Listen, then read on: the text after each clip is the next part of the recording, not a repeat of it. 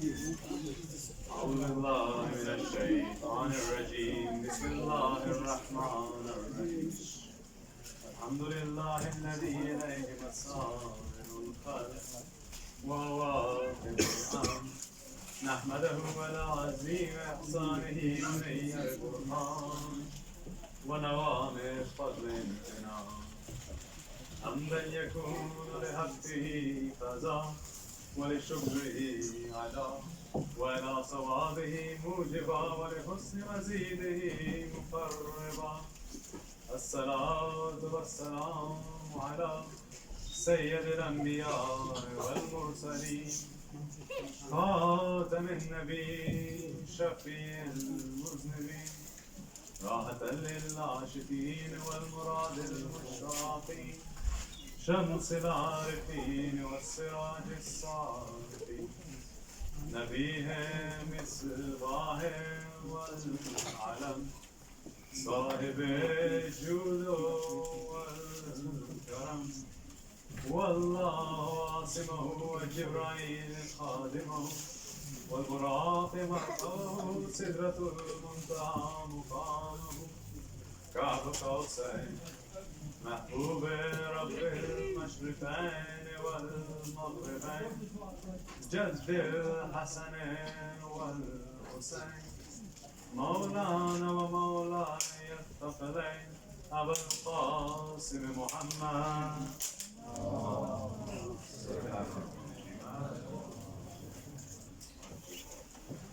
ثم الصلاة والسلام على جميع أهل بيته الطيبين الطاهرين المعصومين المنتجبين المنتخبين المظلومين الذين أذهب الله عنهم الرجس وطهرهم تطهيرا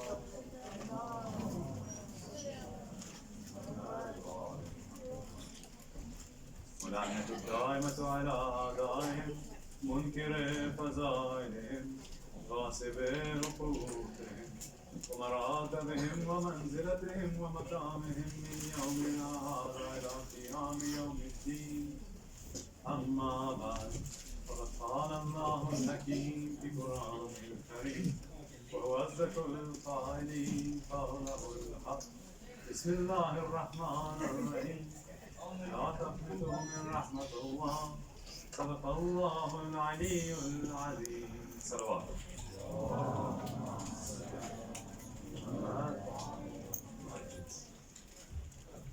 Yesterday we were looking at the illness of depression, what we call chronic sadness. We finished off looking at some of the cures of depression, some of the ways we can make it better. Or rather, we only had time to look at one. Building our social bonds. Building the relationships between ourselves, between our friends, between our family, between our community. Even if those relationships are strong, building them to be stronger. And where they're not strong, trying to make sure they become strong. Fixing, bringing them to a point of strength. Bringing them to a point where that bond, that relationship we have with somebody, it can be something that holds us up. Almost like a bridge in water. So you see, there's one way to get across water, which is to swim. And one way which is to go over the top of the water through a bridge. Now which one's easier? Is it easier to walk over a bridge or is it easier to swim through the water? It's easy to walk over the bridge. When we build these social ties, when we build these relationships, these bonds with our family, with our friends, what we do is we build bridges for ourselves. And we build these bridges so they can help us get over these difficult times, get over these stresses and these issues that we go through. So we have to try and build these bridges. But how? How do we make sure that these bridges are built and that they're strong? That our relationship with other people are good? We said when we were looking at who we have to care for, the very first people were who? Our parents. How are we with our parents? Do we spend time with our parents? Do we take care of our parents? Now, normally, it's our parents' jobs to take care of us. So how do we take care of our parents? What do we do to take care of them?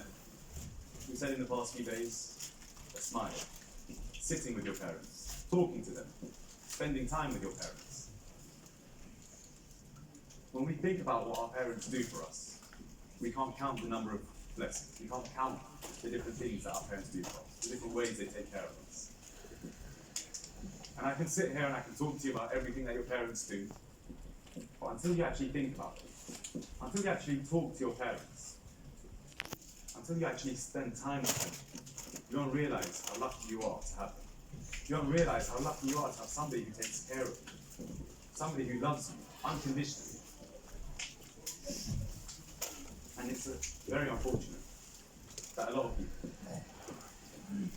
until they are away from their parents, until they are separate from their parents, they don't realize who their parents are to them. They don't realize what their parents do to them. Even the little things that we take for granted. Take me, for example. Right now, I live in Iran. My parents live in England. They live in London. I knew that my parents do a lot for me. I'd heard the Mulanas talk about it on the minbar. I'd heard other people tell me. My brothers and sisters used to remind me. But until I went to Iran myself, until I started living without my parents, I never really realized how much my parents do for me. The little things that your parents do to take care of you. The little things that your parents make sure it's okay for you. Make sure of the little difficulties that they protect you from, keep you away from. And then there's the big things, the really difficult things. The times where your parents, they really struggle with us. The first people we have to take care of is our parents. The way in which we talk to them, the way in which we spend time with them.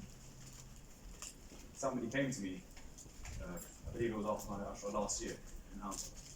They came to me and they said to me, when I tried to speak to my child, when I tried to ask them how their day was, what they did at school, they don't pay attention. They don't reply to me. I said, it was okay. It was a good day. When they try to speak to their children don't reply back to them. See, when we speak to someone, especially our parents, we should speak to them the way we speak to our friends. My friend asked me how I'm doing, what I did today, how my day was. I tell them. And I tell them properly. I woke up late or woke up early, and I had this to do, so I got that work done. Then I had to go here, I had to do this, I had to do that. Tell them if I'm tired, tell them if I'm happy, if I'm sad. See, this, it does two things. When we actually talk to our parents, sit with them, spend time with them, have a conversation, it does two things. On the one hand, it's a relief for our parents. It helps our parents. It takes care of them in one way. Because when they talk to you, when they spend time with you, it helps them. For them, it's a relief, it's relaxation. And you can ask the parents in the room. When their children are talking to them, when their children are spending time with them, it brings them happiness. And then, the second thing it does is for you. It helps build your relationship with your parents to the point that, A, we have to realize, nobody wants the best for us like our parents do. Nobody wants us to be successful like our parents do. So when we talk to our parents, they give us advice. They tell us what to do. Sometimes they tell us off. But that is their way of telling us or making sure that we do the best thing for ourselves. So the second thing, when we build this relationship with our parents, is it's good for us. It helps our parents to take care of us. And it also, when we go through difficult times, it gives you at least one bridge, one strong bridge, so you can get over that ocean of difficulty, so you can get over that water. So we take care of our parents, we have our family, we have our friends, we have the people around us, our community. Not dwelling too much, but moving forward. We build these social ties. This was the cure we looked at yesterday, or one of the things that can help us with depression. It's the one we looked at yesterday, and it's where we finished our day. Today, we'll pick up with the same thing. We'll pick up moving on from there. The second cure for depression that we want to look at today is traveling. Going around the world, seeing the world. It says in the Quran, it says in the Quran itself, say, travel the earth. It says in the Quran to go and travel. Go and see the world. See what Allah subhanahu wa ta'ala has made. See His creation. See how incredible it is. See how beautiful it is. Find out which places you like, which places you don't like. It's one of the things that has been known to be a great cure for depression. It's one of the things that has been known to be a really good helper when we're going through difficult times. To travel, to get away from your stresses and your worries that are here. And it says again in the Quran and the Hadith, we're encouraged a lot to travel. I remember it was about last year, around July, I came to my dad and I asked him, does it really say this in the Quran? Does Islam really tell us all the time to travel, to go? He said, yeah. And he told me this very ayah. It says in the Quran, "Qul siru fil ard." I said, cool. Tomorrow I'm going to Morocco, I'll see you in a week, inshallah. See, my dad always encouraged me from a young age, go and see the world, go and enjoy yourself. Of course, if you want to go travel, if you want to go, I don't know, France, America, Spain, see the world, go on holiday with your friends, with your family, don't do it like I did there. Ask permission. Go to your parents, speak to them, ask them if you can. Try and convince them a little. I was able to say it to my dad like that because I travelled a lot. I've been around the world. I've had that chance. So when you travel, it does a lot of different things. For one, our life here is very stressful.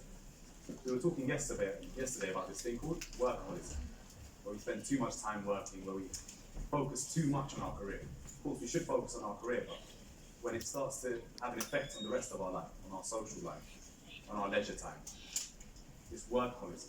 Travel is a brilliant solution for that. It helps you to get away from the stress of work, the stress of school, whatever stress is giving you difficulties, whatever stress or worries you're worrying about in Slough, in London, in Wrexham, Stoke Poges, wherever it may be, get away from that place. Spend a little bit of time on holiday. It's like you refresh your system. It's like a reboot for yourself.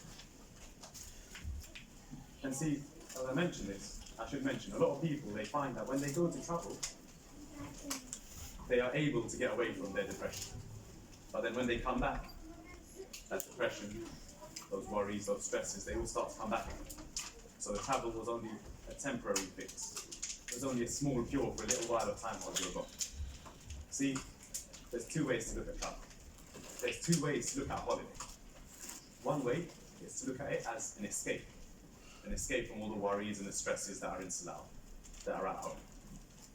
And another way to look at it is a pleasure, an opportunity. See, we spoke yesterday at the start of the lecture about the difference between happiness and pleasure. Happiness is a state of happiness, where you're constantly happy. It's the opposite of the state of depression. A pleasure is a small thing, it's a short-term thing. It can bring about happiness, but it's small. Little things can bring us pleasure. See, if you look at travel as a pleasure, it can improve the way you look at your life. You can start to see there are different pleasures in your life, different things that are good in your life. And it can take away this thought that my life is negative, that there's nothing good going for me in my life.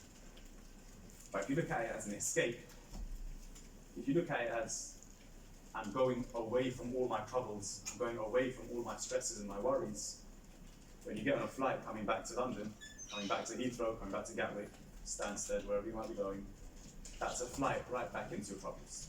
That's a flight right back into your worries. So we have to try and convince ourselves, we have to try and find a way to look at this travel in that we don't see it as an escape.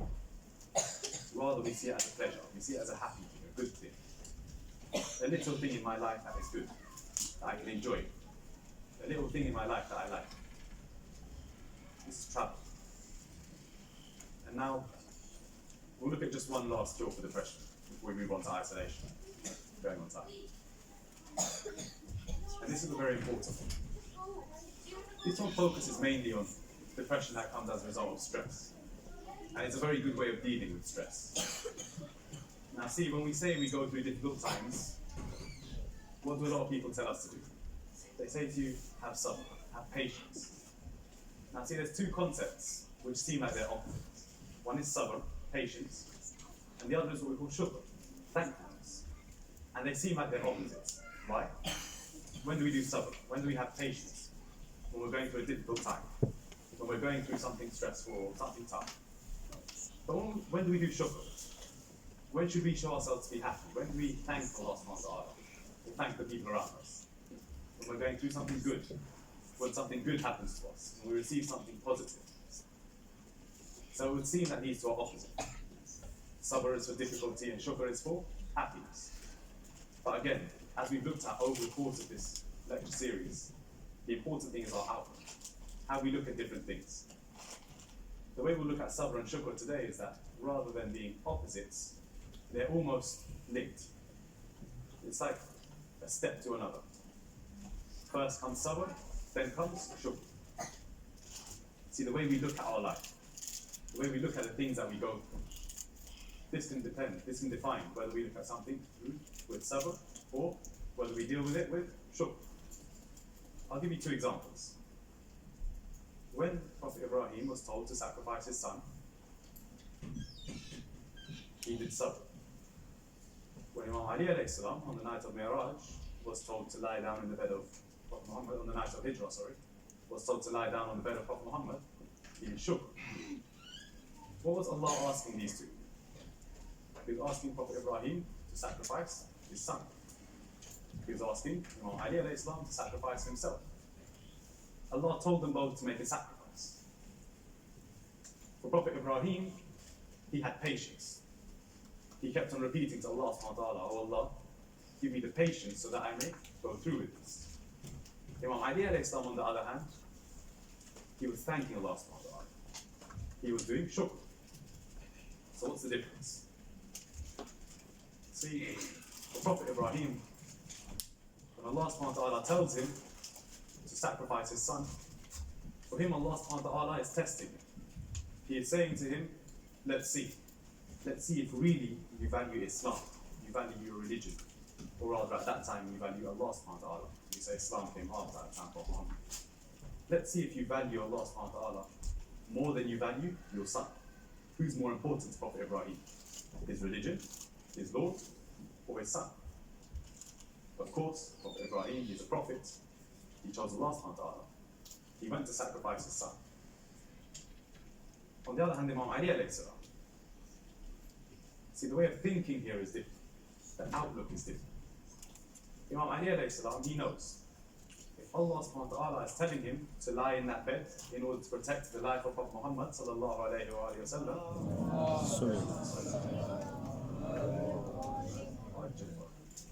if he's telling him to protect the life of Prophet Muhammad, we say Allah subhanahu wa ta'ala is all powerful. Was there any other way he could have protected the life of Prophet Muhammad? Of course there was. If he wanted to, Allah subhanahu wa ta'ala could blind the enemies of Prophet Muhammad. If he wanted to, he could stop them from reaching Prophet Muhammad in another way. But instead he tells Imam Ali alayhi salam to lie down in that bed on that night in order to protect the Prophet's life. See, for Imam Ali, Allah subhanahu wa ta'ala has blessed him by testing him. He has blessed him by giving him the opportunity to protect Prophet Muhammad's life. See, for Imam Ali, it's not a test. Even though Allah subhanahu wa ta'ala asks the same thing of both of them.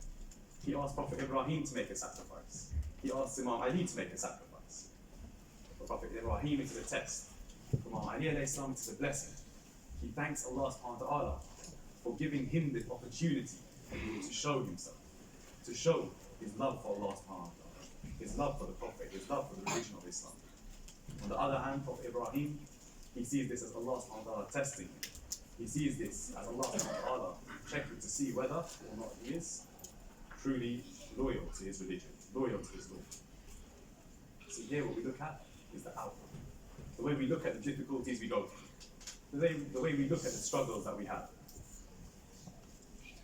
And this cure here. Cure itself isn't the outlook.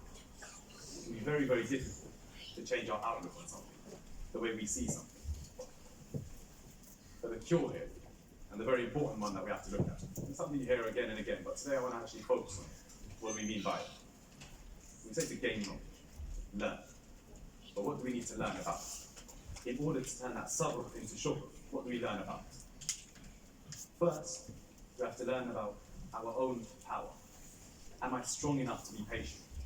Am I powerful enough to be patient in the face of all these difficulties, in the face of all my worries and my stresses? Learn about the power of yourself. In whatever way you might be learning about yourself, learn about yourself first. How strong you are. Second, learn about what other things you have that help you deal with these difficulties. Learn about these other things that you've been given that help you deal with your problems. So for instance, if you're stressed over schoolwork, you're stressed over A-level work, uni work, learn about the different resources you have. Your teachers, your friends who are doing better than you or who understand the topic a little bit more. Your parents who might have studied the same thing or something similar. People in the community who might know about that subject, that topic. Learn about the different resources you have to help yourself. And thirdly, learn about where those resources came from. So, if your teacher is helping you, where did you get that teacher from? Where did that teacher come from? If your parents are helping you, where did your parents come from? If your friends are helping you, where did your friends come from? And at the end of the day, as you learn and as you study, when you learn about yourself and the power of yourself, learn about your friends and your family and your teachers and the people who are there to help you, the different things, the books and the knowledge that's there to help you. As you learn about all this, you soon come to a conclusion. You come to the conclusion of where all this came. And who does all this come from? It comes from Allah subhanahu wa ta'ala. Allah Azza wa Jalla.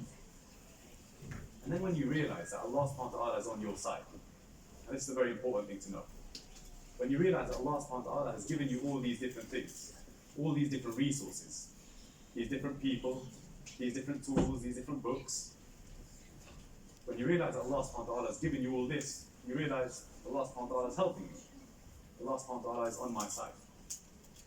And here's where that matters. See, the definition of stress is when we see a problem as being greater than our ability to solve it. What does that mean?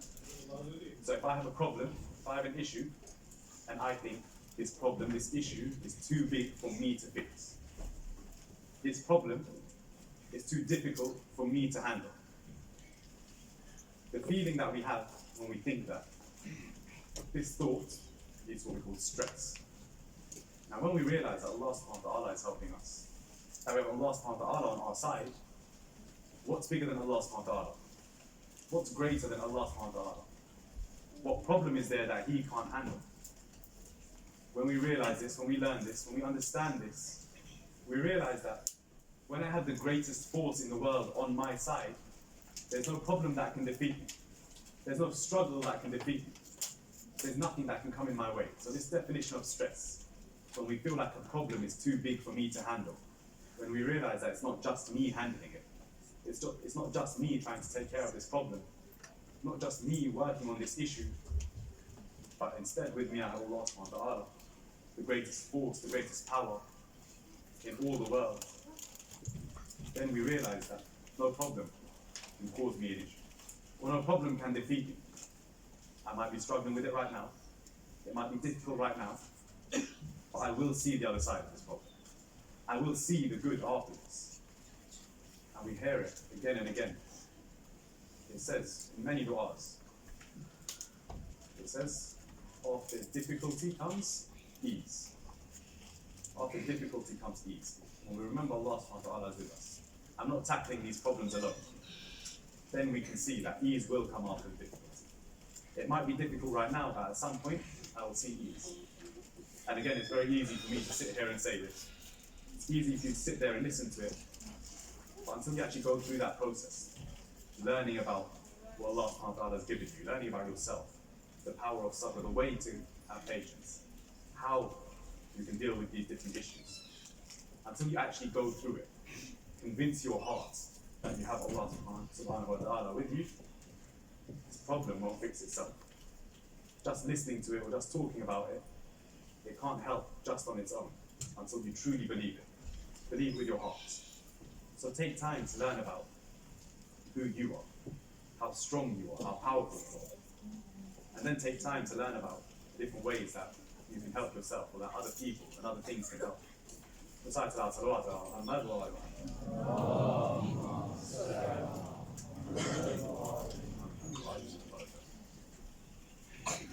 With that, I'll conclude our discussion on depression. We said today we wanted to start looking at this problem, the difficulty of isolation, of loneliness.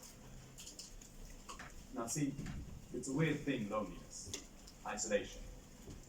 When we think of somebody being alone, we think of them far away from everybody else, sitting on their own, nobody around them.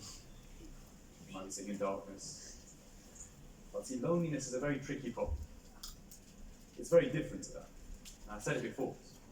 Somebody could be sitting, surrounded by people, and they could feel lonely. They could feel alone. In fact, a name you all know, I've quoted ulama, I've quoted the Imams, I've quoted the Hadith. Now I'm going to quote George Clooney. George Clooney says, the times he felt most alone was when he was doing public events, surrounded by hundreds of people. He's surrounded by people. They're all around him. They're talking to him. They're laughing with him. He's smiling. He's on camera. Everyone can see it. He's smiling. He's laughing with people. He's talking to people. But he says those were the times when he felt most alone. See, when you feel alone, when you feel like you have no one, it doesn't mean that there's nobody around you. And there's 5 different types of loneliness. 5 different ways that people feel alone that we'll look at today.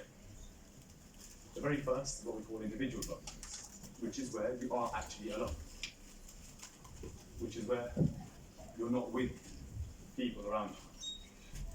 For instance, a lot of people, when they move out of their house, when they move out of their parents' house, they start to live alone. For instance, maybe you go to uni.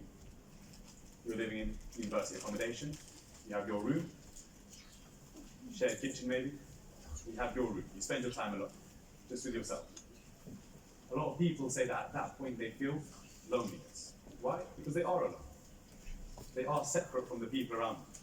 They're living alone, they're spending their time alone. The second is what we call emotional loneliness. Emotional loneliness, it comes from inside us.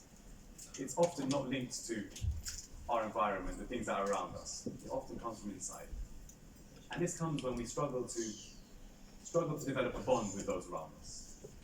And it's especially linked with our family. So when we are separated from our parents, and that might not be in the sense that I'm living away from them. I might live in the same house as my parents, but like we were speaking about before, I don't talk to them. I don't spend time with them. When I talk to them, I don't talk to them as though they were my parents. And I don't give them the chance to talk to me as if I'm their child. When I talk to them, I'm rude to them. I'm dismissive of them, disrespectful to them. So I can't build the bond that I should have between a parent and a child. It's emotional loneliness. And another time that it's been seen to come around a lot is when we lose a loved one. When somebody close to us passes away, or maybe they move away. When we lose somebody who we care about, we can go through what we call emotional loneliness, where we feel like we're alone. The third type we'll look at is spiritual loneliness. Now, spiritual loneliness is a little bit different from the different types. It comes from having a void. I could have everything in the world. Like George Clooney. He has money, he has cars, he has houses, he's famous, everybody loves him. But he felt loneliness, he felt isolation. This spiritual loneliness, this feeling that we're alone, it comes from, or it can come from, what we spoke about a few days ago in terms of happiness. We said happiness is a mixture of 4 things. Formula of 4 things. First we require pleasure. Little things that are worth being happy about. Then we said the absence of displeasure. Not having things that are worrying or stressful, not having things that would make us unhappy. The third thing we said was an overall view of contentness. Being happy with our life, looking at our life and thinking, I'm living a good life. Having a positive view of life. And the fourth thing we said, and this is the important, is purpose. Having some kind of purpose in our life, some kind of reason to be living our life. And when we don't have that purpose, that's where we can see this spiritual loneliness, spiritual isolation coming. We can see ourselves thinking, there's no point of me being here. We have a disconnect from the people around us. Which was the third type of loneliness. We mentioned emotional, we mentioned individual, and spiritual. And then we look at another type of loneliness, which is social loneliness. Emotional loneliness, we said, was more to do with our family, but social loneliness, it can be when, for instance, if you move away from your house to a new area. I know a few of you guys here have moved houses, maybe moved from London to Slough, from one part of Slough to another part of Slough. When you move house, what do? You go to school. When you go to school, of course, you've got all your friends from your old school. You've got everyone who you were good friends with there. But when you go to a new school, now you have to make new friends. Sometimes you struggle. It's not as easy to make new friends now in a new place. You come to New Muharram. We might not feel as welcome. We might not feel like we're at home in that Imam Bar, in that Husseiniya, in that mosque. When we go to work, or we find a new job, you've got new colleagues, you've got a new manager. See, it's difficult at that point to immediately connect with people. Some people find it easier than others. Some people find it more difficult than other people. This is social loneliness. When we feel separate from other people because of our social situation, our bonds with people, with those around us, they're struggling, they're difficult. They're not quite where we wish they were. They might be different to the bonds we've had in other places. One thing, for instance, when I went to Iran. See, in London, I have very good friends, really close friends. I mentioned it before, we used to spend a lot of time together. We'd go out 3, 4, 5 times in a week, spend time together. In Iran, it's different. In Iran, my friends are different. And as much as great friends as I have in Iran, it's not the same as the friends I have in London. Why? Because I'm really close with these guys. I have a connection here. Now, to expect to make that same connection, that same friendship, that same bond in Iran, in a different place, in a different country, it's difficult. You can probably expect that you wouldn't have that connection again. So this can lead to what we call social isolation, when you can't make that bond, you can't make that connection with the people around you. And that's why it's important to remember, like we said yesterday, one of the cures or one of the ways that Islam takes care of us with depression is by giving us a strong community, strong friends, good friends. We have to make sure that we keep that tight. When a new family comes into Al-Qaim, we welcome them. When a new kid comes into Al-Qaim, we go, we play with them, introduce ourselves, meet them, find out who they are, make friends with them as best we can. When adults enter the mosque, ask them who they are, where they've come from, if they need anything, can you help them in any way? Offer them your support, make them feel at home. This community that we've been given, we have to keep it strong. Allah subhanahu wa ta'ala gave us this blessing. We have to uphold it. We have to make the best use of it. This is social isolation. And the very last one that we'll look at is what we call intellectual isolation. Islam puts a great emphasis on gaining knowledge, seeking knowledge. In fact, it's wajib on each and every Muslim to gain knowledge. Now, intellectual isolation. On the one hand, it can be from feeling like we are not as intellectual as those around us. On the other hand, it can feel like those around us do not understand us on an intellectual level. See, people go through this phase sometimes, this feeling sometimes where they feel like the people around them, they don't understand them. They feel like the people around them, they don't get them. When I'm talking about something, they don't understand. So for instance, you guys have been here from the start. You've seen that I'm very passionate about football. I love my football. I've seen Iran, I get very, very frustrated and annoyed because when I talk about football, I talk about it with passion, I talk about it with love. I can feel it. It runs through my blood. They don't quite understand that. They look at me, they go, oh, Zaki, you really like football. No, Baba, I don't really like football. I love football. Football, it means more to me. They don't understand that. This feeling that people don't understand you. They don't understand what you're talking about, where you're coming from. They don't understand what something means to you. This feeling that there's a disconnect within the understanding. This can lead to what we call intellectual isolation. One side of intellectual isolation. The other side is where we feel, and some of you going into A-levels, you might experience this. See, up till GCSEs, what a lot of schools do is they have you in sets, ability set. So the students who should be focusing on one thing are sitting all together, and all the students who should be focusing on another thing are sitting and working together. They're in one class, they're in one class. But you see, when you get to A levels, it's not like that. When you get to A levels, most schools, most sixth forms, they won't have you in sets. They won't divide you based on your ability, based on how much effort they think you need to put in, how much work you need to put in. They won't divide you like that. Often it's just based on the subject. So for instance, you might have been in a set or in a class where you didn't have to work very hard before. And there might be other people who are in a class where they had to work a little bit harder to achieve the same grades. They required a bit more effort. You had a bit more natural talent. You've chosen the same subject at A level, now you're both in the same class. You're surrounded by people of different intellectual levels. Often when they get to a point like this, a lot of people feel like when there's an intelligent discussion going on, when people are talking about something that they know a lot about, a lot of people sit there and they might nod, they might agree, they might go, yeah. But inside their mind, what they're thinking, what they're feeling is, can I really be part of this conversation? Can I really enjoy myself with these people? Because when they are talking, they're talking with knowledge, they're talking with certainty. They know what they're talking about. But I don't quite know about the thing that they're talking about. So for instance, if I was to talk about football, and you're a fan of cricket, see, if I'm sitting with a group of 5 guys and we're all talking about football, you might sit there and go, yeah, agree, nod your head a little bit, but you're not really going to talk. You're not going to get involved in the conversation as much. Why? Because you don't know about football. Football's not your interest. You know more about cricket.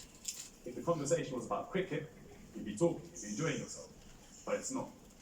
You don't quite know as much as the other people about this particular topic. So you feel like, even though you're sitting with them, even though you're engaged with them, you're listening to what they're saying, if you talk, they'll listen to what you're saying. You feel like, because you don't know as much as them about that topic, you feel intellectually, based on that topic, based on that thing, you're at a different level. So you can feel a disconnect, you can feel separate from them. And this is intellectual loneliness, intellectual isolation. Just before we move on to Masai, one point on the importance. Why it is important to look at loneliness? Why it's important to look at isolation? What does it matter? I've said it again and again now, a lot of people in the room might have gone through it. They might have experienced it. They might be going through it, they might be experiencing it. And a lot of people think, and I've heard it myself from a lot of people who I've spoken to about the issue, is that people go through it and they come out the other end, so they'll be fine at the end of it. They'll fight through it, but they'll be okay in the end. We don't need to focus so much on it. Why? Because people, they struggle with it, but they get better. They'll be fine. But that's not always the case. If we look at why it's important, if we look at why it really matters, I'll mention just a few points before we move on to Messiah. You guys have been sitting for a while now. We know the dangers of obesity. We know the dangers of smoking. Would it surprise you to know that across the globe, loneliness and isolation has been found to be the cause of premature death, more so than smoking, more so than obesity.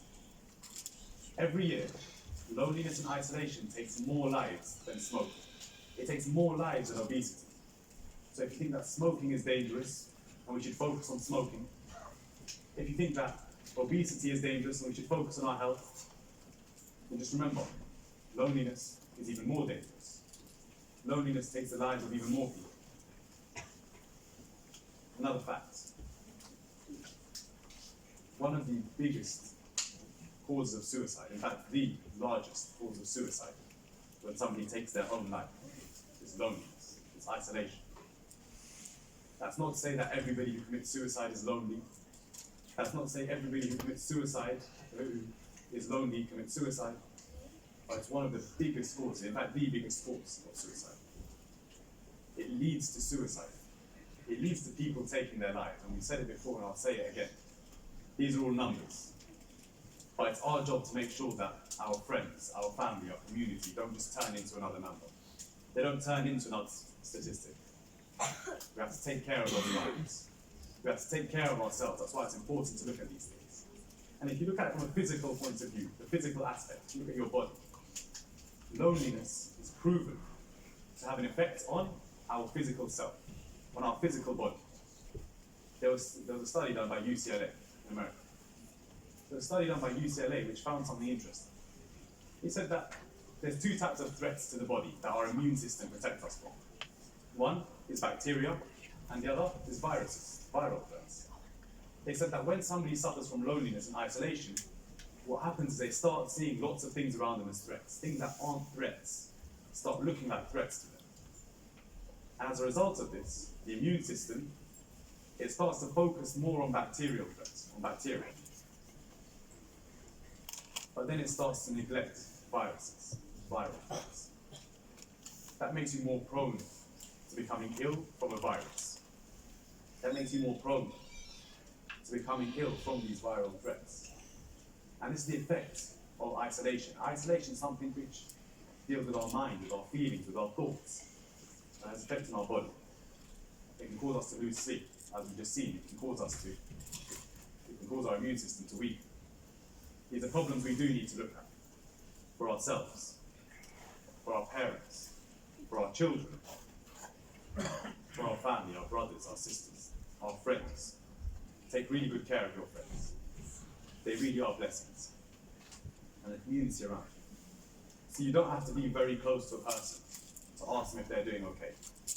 You don't have to be very tight with a person to ask them if they need some help, if they're struggling with something. If you see somebody, if you think somebody might need help, offer your help. Try and help your friends, your community, your family, all those around you. We as Muslims have a duty of care to those around us. We have to take care of those around us. And inshallah, going forward, we'll look at, in the last few days, we'll look at how to do so, how we can take care of those around us. Besides salawat ala Muhammad wa ala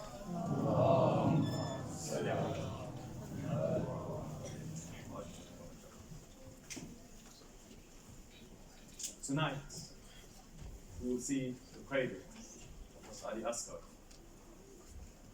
We remember the Shaheed who, according to the history books, if we look at them critically, if we look at them analytically, the Shaheed who fought the greatest jihad in Karbala, the Shaheed whose jihad had the biggest effect in Karbala, Hazrat Ali Asghar. See, of all the women in Karbala, there are very few who sacrifice the amount of that with Rabab, the mother of Hazrat Ali Asghar. So the Rabab in Karbala, she lost Imam Hussein alayhi salam, her husband. She lost Hazrat Ali Asghar, her baby. And then in Sham, she lost her daughter Sakina. See, many of the women who went to Karbala, either when they went to Karbala, their husbands stayed in Medina. So they came back to a husband. Or their children were too young to fight. So they came back with their children. But Bibi Rabab, when she comes back to Medina, she does not have her husband with her. She does not have her children with her. Bibi Rabab is alone. Bibi Rabab, she has nobody left in Medina. Hazrat Ali Asghar, one of the greatest shuhada of Karbala. They say, on the 9th of Muharram, Imam Hussein tested those who were with him in two ways. First, he gathers all his companions. On the 9th of Muharram, at night time, he gathers all the men, all his companions. And he says to them, you can go. You have my permission to leave. Save yourselves. This is where he tested his companions, the men. But they say on that night, he also tested the women. How? They say on the 9th of Muharram, after the men had gone back into their tents, after he had spoken to the men, told them to go and save their lives, save themselves. They say Imam Hussein started walking amongst the tents. And just from outside, he would listen to what each woman was saying to the people around him. He went and he heard Sayyidah Zainab tell Muhammad, You are the grandsons of Ja'far al-Tayyar. They say Bibi Zainab was telling Hazrat Awan and Muhammad stories of their grandfathers. Stories of Hazrat Ali, Imam Ali alayhi salam, stories of Hazrat Ja'far al-Tayyar, two great warriors, two great soldiers. They say when he walks past the tent of Bibi Farwa, he hears Bibi Farwa telling Qasim, you are the son of Hassan ibn Ali. You have to represent your father in Karbala. But they say that from a small distance, before he even reaches the tent of Bibi Rabab, he hears her crying. He hears her crying, he walks into the tent. When you listen to the first question Mawla Hussein asks, Bibi Sakina is hungry and thirsty for 3 days. Hazrat Ali Asghar is hungry and thirsty for 3 days. Hazrat Ali Asghar is only 3 months old. From the 7th of Muharram, the water had finished in the camps of Imam Hussein. He is worried about Hazrat Ali Asghar. He is worried about his health. He walks in the tent of Bibi Rabab, he heard her crying, and the first thing he asks is, Rabab, why do you cry? Has Asghar left this world? Has Asghar passed away? From the thirst, has Asghar passed away? Has he died? Bibi Rabab says no. All the other women and children are preparing their sacrifices. They are preparing their shahada. Allah has given me great blessings in this world. He has given me you as a husband, an imam as a husband. He has given me a darling daughter, Sakina. But Sakina is a girl. Sakina cannot go to the battlefield. She cannot fight her war. Allah subhanahu wa ta'ala, He has given me Asghar. He has given me a great boy, a beautiful baby boy, but Ali Asghar is so young, he cannot even crawl. How will he give a sacrifice? I worry.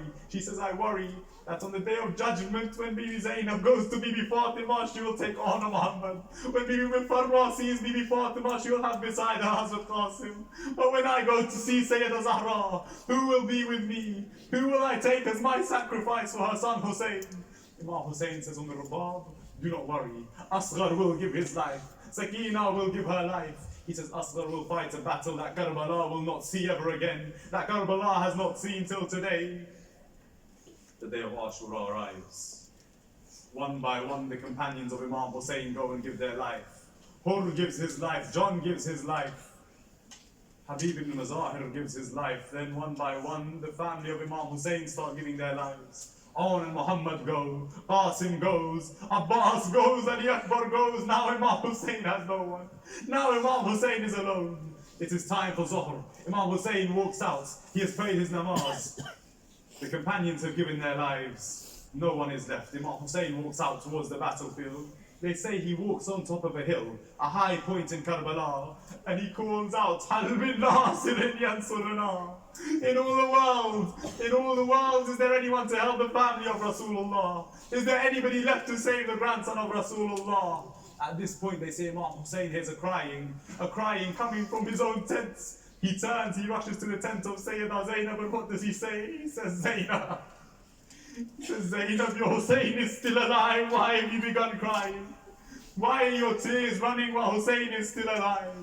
Bibi Zainab looks at him, she says, Mawla, we are crying because as soon as we heard the call of Hal min nasirin yansurana, Asghar threw himself from his cradle onto the floor. Mawla Hussein takes Hazrat Ali Asghar. Ali Asghar is weeping uncontrollably. He holds him tight. He whispers something in the ear of Hazrat Ali Asghar. It is not written what Imam Hussein has said to Hazrat Ali Asghar. But the ulama say it must have been something along the lines of Asghar, it is your time. Asghar, are you ready for Shahada? Are you ready to give your life? Imam Hussein alayhi takes Hazrat Ali Asghar. He looks at Bibi Rabab and he says, Rabab, let me take Asghar over towards the armies of Yazid. Let me see if they will give him at least a little bit of water.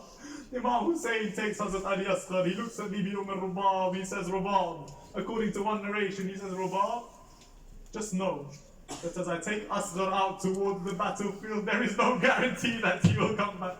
There is no guarantee that Asghar will come back. Bibi Rabab, she then says to Imam Hussein, if that is the case, may I take Asghar for a moment? May I take my baby boy for just 1 second? Bibi Rabab takes Hazrat Ali Asghar. She then turns away from Imam Hussein and starts walking back towards the tent. Imam Hussein alayhi salam, he stands there, he watches as Bibi Rabab takes Asghar back into the tent. After a little while, Bibi Rabab comes back out, but what does Imam Hussein see?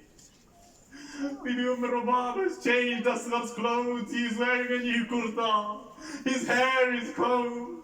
They say, it is not written in the books, but the ulama have said that Bibi Rubab, before she hands Hazrat Ali Asghar back over to Imam Hussein, she says in his ears, she says, Asghar, on the day of judgment, or when you give your life, when you see your Dadi Fatima, when you see your grandmother Zahra, when she sees your combed hair, when she sees your new clothes, if she asks you, why did your mother not at least wash your face? Tell Zahra, I would have washed your face. I would have washed your face, but what could I do? I had no water. Hazrat Ali Asghar is handed over to Imam Hussein. The sun is beating down. Remember, Karbala is a desert. It is boiling hot. Imam Hussein, he takes Asghar, he places him under his abba to protect him from the sun, to protect him from the heat, and he starts to walk out towards the armies of Yazid. The armies of Yazid. They know everybody has given their lives. They start to laugh, they start to mock Imam Hussein. They say, look, Hussein has no one left, so he's bringing the Quran with him into the battlefield. They start to mock Imam Hussein. At one point he comes out into the battlefield. He pulls Hazrat Ali Asghar out of his abba, he holds him up in the air. He addresses the army of Yazid. He looks at the army of Yazid and he says, you have a battle with me. You have an issue with me, but what has my 6-month-old child done? What has my baby boy done? He is thirsty for 3 days, at least give him some water. Imam Hussein waits. He looks out at the army of Yazid. Nobody comes towards him. Nobody brings water. At this point he says to them, maybe you feel like if you bring water for Asghar, I will drink it myself. Here I will take my Asghar and place him on the floor. Bring the water and feed him yourselves, but give him some water. Again, no response comes. Nobody comes to Imam Hussein's aid. Nobody comes to give Asghar water. Imam Hussein then takes Asghar in his arms. He looks at him and he says, Asghar, you cannot hold a sword. You cannot carry a spear. You cannot fire an arrow, but you are the grandson of Ali ibn Abi Talib. Asghar, it is time for you to fight your battle. It is time for you to give your sacrifice. He holds Hazrat Ali Asghar in his ear, in the air. And what does Hazrat Ali Asghar do? What is the battle of Hazrat Ali Asghar that so affected the army of Yazid? Hazrat Ali Asghar looks out towards the armies of Yazid, towards each of those soldiers, and he takes his tongue and he begins to lick his lips. He runs his tongue over his dry lips. The armies of Yazid, there are fathers in this army, there are parents in this army, they start to weep, they start to cry, they start to turn their faces. At one point, Umar ibn Sa'ad becomes worried. He calls out to Hurmala, he says, Hurmala, silence the word of Hussein. He says, Hurmala, there will be rebellion in my army if this child continues. Silence the word of Hussein. Iqta kalam al-Hussein. At this point, Hurmala takes an arrow. They say there were 2 types of arrows in the times of the Arabians. They say one type was a heavy metal arrow that was used to pierce the heads of a person. It was used to hit the neck of a person, of a soldier. And they say there was another type of arrow, a 3-pronged arrow, used to hit the neck of a horse. Have you seen the neck of a horse? Have you seen the neck of a 6-month-old baby? They say Hurmala picks up a 3-pronged arrow. He goes to fire towards Hazrat Ali Asghar, but as he goes to fire, he drops the arrow. He drops it to the ground. He picks it up once more. He goes to fire towards Hazrat Ali Asghar. Once again, he drops the arrow. Umar ibn Sa'ad, he becomes worried. He sees his armies becoming angry. He sees them feeling the pain of Ali Asghar. He comes to Hurmala. He says, Hurmala, if anybody were to ask me, who is the greatest marksman in all of Arabia? Who is the greatest archer in all of Arabia? I would say your name. But what is happening here that a 6-month-old child is stopping you? What is happening that you cannot fire this arrow? He says, according to the narrations, he looks at Umar ibn Sa'ad and he says, oh son of Sa'ad, every time I go to raise the arrow, I can see the curtain of the tents of Hussein begin to open, as though this child's mother is watching him from the tents. He says, I cannot fire at this child while his mother watches. Umar ibn Sa'ad says, Hurmala, what are you doing? Do not look that way. Look towards Asghar. There is your target. There is where you must fire. Hurmala pulls up the arrow a 3rd time. He fires the arrow through the sands of Karbala. Karbala comes to a standstill. Nobody is looking towards Asghar. Nobody is looking. All they see is this arrow flying through the air. Imam Hussein sees this arrow coming towards Asghar. He has Asghar in his arms. He takes Asghar in one arm, with the other arm he covers Asghar like this. Three-pronged arrow. It comes and it pierces Imam Hussein's hand. What does he feel? He feels a trickling of something warm down his arm. Mawla Hussein feels something warm start to flow down his arm. There is no water for him. What is trickling down his arm? He looks down and he sees blood gushing from the neck of Ali Asghar. He sees blood pouring from the neck of Ali Asghar. Mawla Hussein, he goes to catch the blood. And now, in one hand he has Hazrat Ali Asghar. In one hand he has a pool of blood. They say, Mawla Hussein looked towards the ground as though to pour the blood on the ground.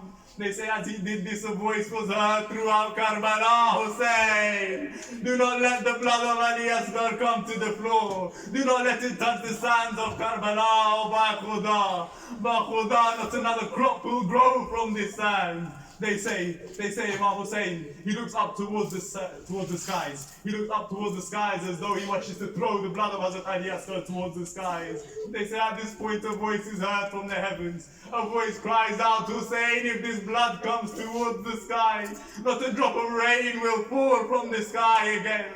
Mawla Hussein, he looks down, the blood of Ali Asghar will not be taken. He looks up, the blood of Ali Asghar will not be taken. He stands, Ali Asghar in one arm, a pool of blood in the other. We said in Ziyarat Nahya, when Imam Zamana, he relates to Imam Hussein, he says, I send my salams. He says, I send my salams on him, whose face and beard had become red with blood. Mawla Hussein takes the blood of Ali Asghar. He wipes it across his face, wipes it across his beard. And now, you see, at this point, Mawla Hussein, he turns back towards his own camps. He turns to take the body of Ali Asghar back. At no point in Karbala will you see Imam Hussein thinking, what should I do now? At no point will you see him wondering whether he should or should not do something. On the day of Ashura, in a few days on the day of Ashura, in the A'mal of Ashura, what will we be doing? We walk backwards and forwards 7 times, all the while crying out, Inna lillahi wa inna ilayhi raji'un. Mawla Hussein walks towards the tent. He walks back, all the while calling out, Inna lillahi wa inna ilayhi raji'un. Mawla Hussein, he goes towards the tents one final time. He goes back and forth 7 times. The last time as he goes to the tent, he calls forward Bibi Rubab. He says, Rubab, take your sacrifice. Take your Ali Asghar. Bibi Rubab, she takes Hazrat Ali Asghar. She looks at him and she says, Mawla, tell me one thing. Did they at least give my Asghar some water? Was my Asghar's thirst at least quenched? Mawla Hussein, he turns away, he does not respond. Mawla Hussein alayhi salam, he gives Hazrat Ali Asghar to Bibi Rubab. He then says, Rubab, after Ashura, our bodies will be left here. This is my darling son Asghar. If you want to know at which point Imam Hussein alayhi salam felt the most pain, at which point Imam Hussein alayhi salam reached the peak of his trials and tribulations, look at what he says next. At this point it is said, Imam Hussein looks towards the sky and who does he call upon? He calls upon you and me. He calls out, oh my Shia, if only you could see what sacrifice I have just given. If only you could see what sacrifice I have just made. He then takes Hazrat Ali Asghar with the Zulfiqar. He starts to dig a small grave behind the tent. He places Hazrat Ali Asghar in the grave. He covers the grave. We have a rule, we have a tradition. Whenever we bury somebody, whenever we go to the grave, we place flowers at their grave. We decorate their grave, but what else do? We pour water over their grave. But Hussein has no water. 3 days he is thirsty. No water to drink, let alone put on the grave of Ali Asghar. One last side of Masahib. One last side of Masahib.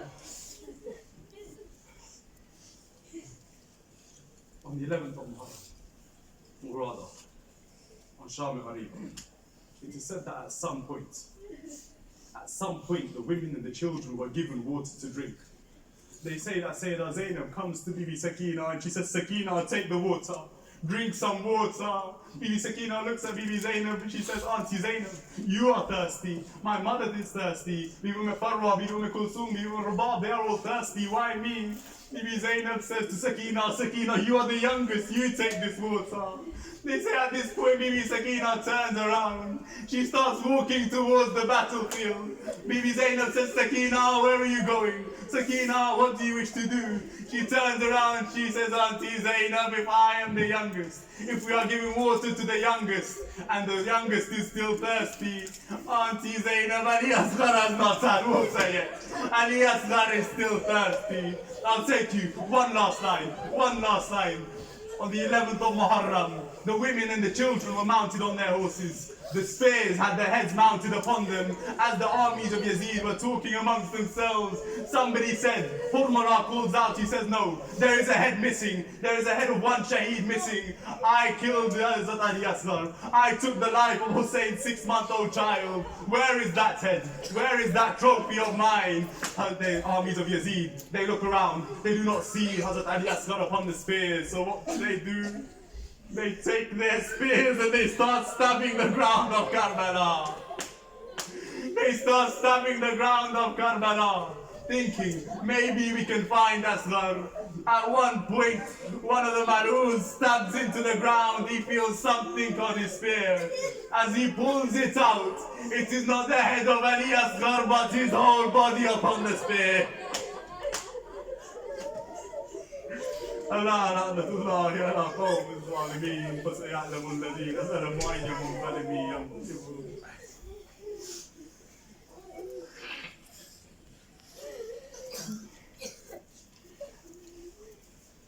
We ask Allah Azza wa Jal to accept our ibadah.